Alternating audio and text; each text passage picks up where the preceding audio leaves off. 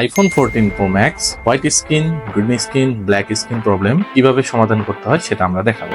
প্রথমত আমাদের এই ফোনটাকে খুলে ডিসপ্লেটাকে আলাদা করে নিতে হবে। অলরেডি আমি একটা কাজ করে রেখেছি।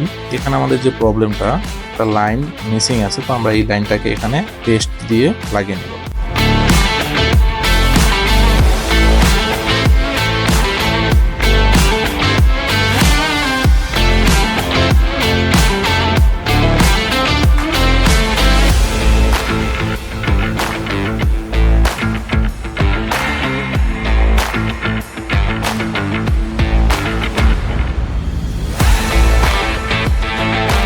দেখতে পাচ্ছেন যে আমাদের প্রবলেমটি অলরেডি সলভ হয়ে গেছে।